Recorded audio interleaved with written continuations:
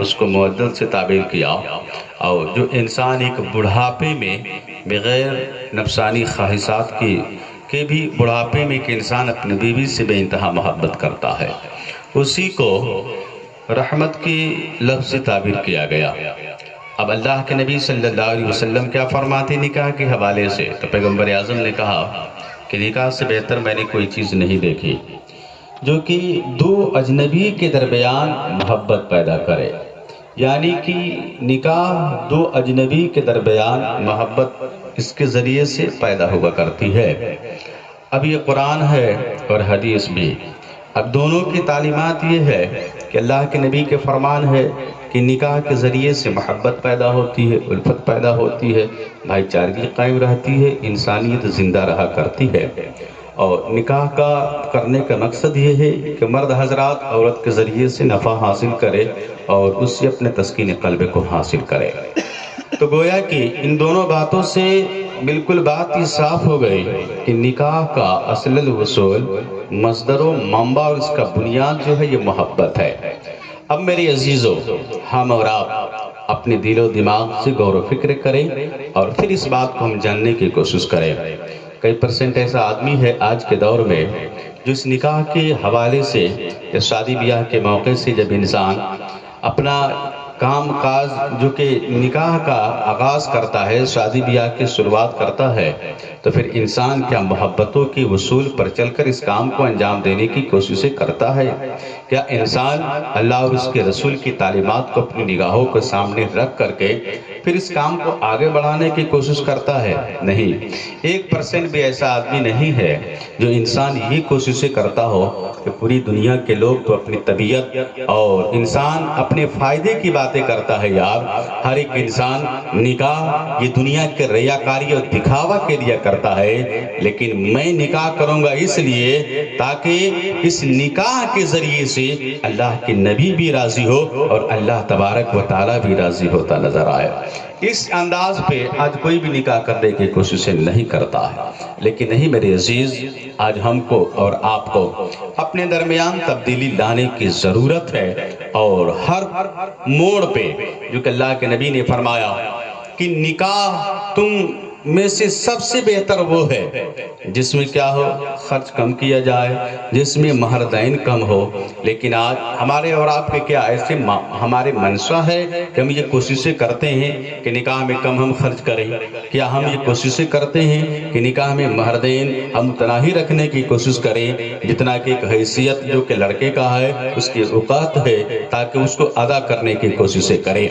انسان ان تمام باتوں پہ غور و فکر نہیں کرتا ہے۔ اسی وجہ سے میری عزیزوں، جب طبیعت کی باتیں ہوتی ہے تو کیا ہوتا ہے؟ نکاح آسان نہیں، مشکل ہوتا ہے۔ جب انسان طبیعت کی باتیں کرتا تو کیا ہوتا ہے؟ سماج میں اچھائی نہیں صرف برائیاں پنپا کرتی ہے، جہیز جیسی لعنتیں عام ہو جایا کرتی ہے، ایک غریب کا زندگی گزارنا مشکل ہو جاتا ہے، قدم قدم پہ برائیاں جنم لیا کرتی ہے، اور جب نکاح مشکل ہوتا ہے تو پھر معاشرے میں برائیوں کا دور چلا کرتا ہے، لڑکیاں آوارہ ہو جایا کرتی ہے، نوجوانوں کی زندگی جانوروں سے بدتر ہو جایا کرتی ہے، اور یہی حالات یہ ہے کہ معاشرہ بھی برباد ہوتا نظر آ رہا ہے، ہمارے نوجوانوں کی بھی زندگی خراب ہو رہی ہے، اور معاشرہ جو کہ برائیوں سے بھرا پڑا ہے۔ لیکن میرے عزیزو، آج ہم کو سوچنے کی ضرورت ہے، اپنے درمیان تبدیلی لانے کی ضرورت ہے، اور نکاح کو آسان بنانے کی ضرورت ہے۔ لیکن آج تو حالات ایسے ہیں یار، نکاح تو ہوتے نہیں ہے، اس سے پہلے انسان اپنی طبیعت کی باتیں کرتا ہے، انسان اس سے پہلے اپنی من کی باتیں لوگوں کو سامنے رکھنے کی کوششیں کرتا ہے۔ آج سب سے زیادہ جس چیز پہ زور دیا جا رہا ہے وہ سب سے زیادہ جہیز ہے، جہیز۔ انسان رتی برابر اور تمام چیزوں میں آگے پیچھے ہونے کو تو تیار ہے، لیکن جہیز کے معاملات میں رتی برابر بھی آج انسان پوزیٹیو ہو کر کے سوچنے کو تیار نہیں ہے۔ یہی وجہ ہے میری عزیزو کہ آج کے ہمارے جو کہ معاشرے کے درمیان جب جب ہمارے لڑکیوں کے جو کہ نکاح ہم کرتے ہیں یا پھر ہماری بیٹیوں کی شادی ہوا کرتی ہے تو باپ ایک جہیز سے دب جایا کرتا ہے اور اس کی زندگی پریشان کن ہو جایا کرتی ہے. یہی حالات ہے میرے عزیزو کہ آج جو کہ 1500 روپیہ کا سامیانہ کا انتظام کر دیا جائے, 50-60 روپے کے ناشتے کا انتظام کرتے ہیں, پورے سماج کے لوگوں کو لا کر کے بیٹھا دیتے ہیں اور بیٹھانے کے بعد ایک باپ اپنی بیٹے کے بولی لگایا کرتا ہے اور انسان یہ کہتا ہے کہ میرا بیٹا تو ڈاکٹر ہے, میرا بیٹا انجینئر ہے, میرا بیٹا ماسٹر ہے. میں کہتا میرے عزیزو آج تجھ کو ہوش کی دوا لینے کی ضرورتیں تھی کہ تم نے اپنی ماضی کی زندگی پہ غور نہیں کیا یار. کل کے زمانے تمہارے کیسے تھے, تیری زندگی کیسی تھی, جو پر پٹی میں تیری زندگی گزر رہی تھی. ایک وقت کھانا میسر ہوتا تھا, دوسرے وقت کے لیے انتظار کیا کرتے تھے, چلنے کے لیے تیرے پاؤں میں چپل تک موجود نہیں تھا, رہنے کے لیے پھوسا جھوپڑی تھی جس میں اپنی زندگی کو گزارا کرتے تھے. لیکن اللہ نے آج تجھ کو دولت سے نوازا ہے, تیری اولادوں کی زندگی کو بہتر کر دیا ہے, زمانے کے بہتر عہدہ اور پوسٹ عطا کیا ہے. بے شمار تیرے پاس جو کہ دولت پڑے ہوئے ہیں, بہتر سے بہتر بلڈنگیں موجود ہیں تیرے پاس, تو تیرے سوچ بچار کے درمیان تبدیلی آنے کی ضرورتیں تھی. تم یہ کوششیں کرتی, اے مولا اے رب کریم تیرا لاکھ لاکھ شکر, تیرا احسان عظیم ہے. کل تک کے لیے ہماری زندگی غربتوں میں گزر رہی تھی, پریشانیوں میں ہماری زندگی گزر رہی تھی, لیکن آج مولا تو نے فراوانی عطا کیا ہے. مولا آج زمانے کے خوشیاں عطا کیا ہے, ہمارے اولادوں کی زندگی بہتر تو نے کیا ہے. اس وجہ سے مولا زمانے کی دولت نہیں چاہیے, ایسی ہمارے جو کہ مولا بیٹے کے لیے ایسی دلہن عطا کر دینا تاکہ اس کے قدم رکھتے ہوئے ہماری بھی زندگی بہتر ہو اور ہمارے گھر بھی رحمتوں سے اور خوشیوں سے جو کہ بھرتا ہوا نظر آئے. میرے عزیزو یہ کیوں نہیں انسان کوششیں کرتا ہے کہ ماضی کے جب انسان زندگی پہ غور نہیں کرتا ہے پھر یہی حالات سامنے آتے ہیں, یہی پریشانیاں سامنے آیا کرتی ہے. میں کہتا میرے عزیزو آج جب کہ تم نے لوگوں کے سامنے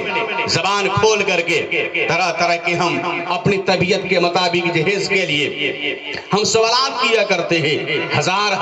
چیزوں کے ہم ڈیمانڈ کیا کرتے ہیں, لیکن کیا تم نے اس لڑکی والے کو بھی کبھی اس کے صورت پہ غور کر لیا ہوتا, کبھی اس کی حیثیت بھی دیکھ لیا ہوتا, کبھی اس کے درمیان اندر جھانک کر کے بھی اس کو جو کہ قریب سے جاننے کی کوششیں کرتا. میرے عزیزو اگر لڑکی والا بغیر مانگے آپ کو زمانے کی کروڑوں دولتیں عطا کر دے وہ آپ کے لیے ہدیہ اور تحفے کی شکل میں جائز ہے, لیکن زبان کھول کر کے اگر آپ نے مانگا ہے نا,